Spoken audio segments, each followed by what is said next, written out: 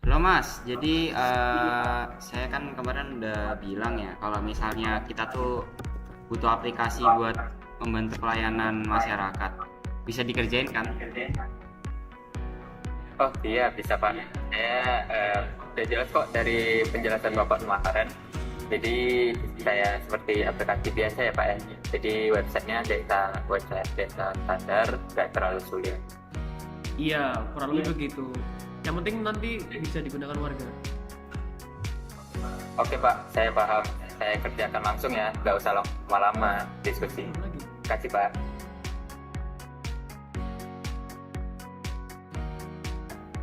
Loh Mas, ini aplikasinya kok cuma profil desa dan galeri foto. Mana fitur pelayanan surat online yang saya maksud?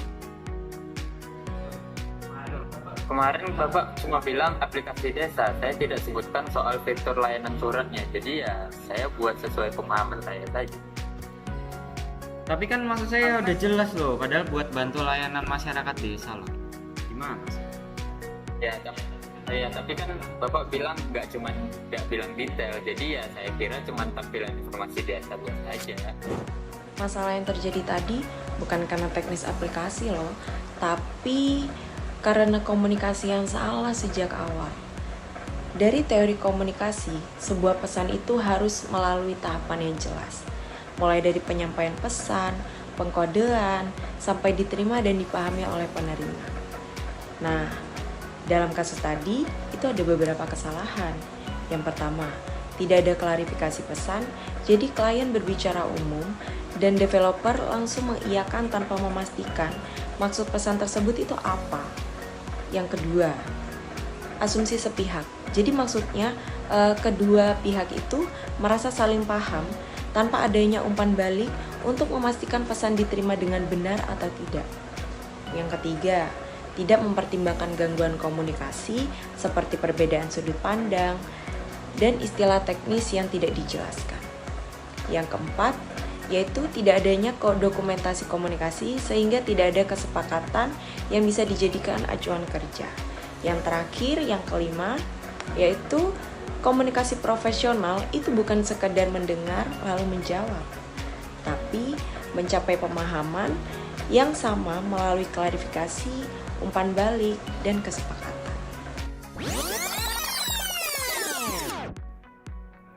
Baik Pak, sebelum saya mulai pengerjaannya, izinkan saya konfirmasi dulu kebutuhan aplikasi yang Bapak maksud. Jadi tujuan utama aplikasi ini untuk membantu pelayanan masyarakat ya Pak? Iya, betul betul. Oke, terus apakah fitur surat online ini diperlukan? Iya, fitur surat online ini tuh nanti jadi fitur utamanya lah. Berarti perlu mengunggah berkas seperti KTP atau KK ya Pak? Nah, Mas, biar ajukan surat. verifikasi data lebih cepat. Oke, berarti di aplikasinya itu apakah halaman profil desanya itu tetap dibutuhkan Pak? Iya sih, tapi nanti jangan panjang-panjang. Jadi ya pendek-pendek aja tapi ringkas gitu loh, biar biar apa informatif juga. Oke, berarti kalau untuk terkait berita dan pengumuman desa gitu, apakah perlu dimasukkan di Betul Mas, aplikasi? biar warga dapat info terbaru. Oke, berarti untuk progresnya itu Bapak lebih prefer laporan mingguan atau per fitur selesai ya Pak ya? Saya sih lebih prefer ke arah laporan mingguan sih. Soalnya ditambah juga update yang cepat kalau ada fitur selesai gitu loh.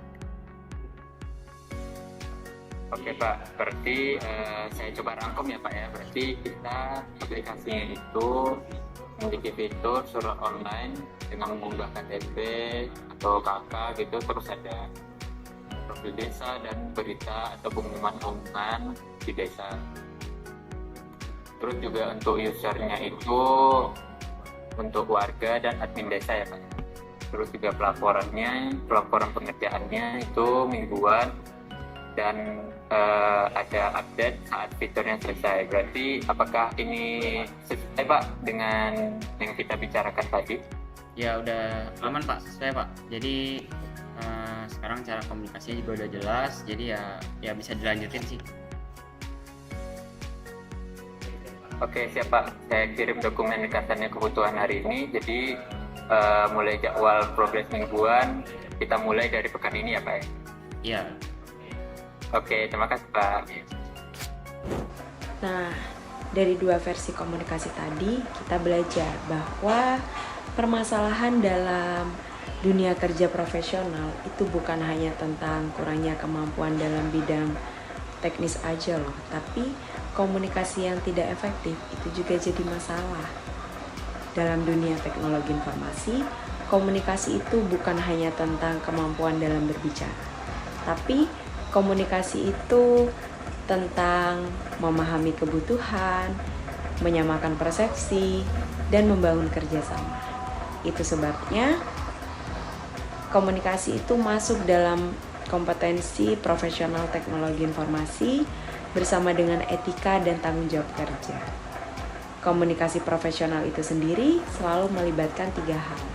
Yang pertama, kejelasan dalam menyampaikan informasi dengan tidak bertele-tele atau tidak multitafsir. Yang kedua, etika dengan menghormati lawan bicara, jangan memotong, dan jangan berasumsi. Yang ketiga, koordinasi untuk membangun kesepakatan dan dokumentasi komunikasi yang jelas. Karena pada akhirnya, teknologi itu dibuat dengan logika, tapi berhasil karena komunikasi.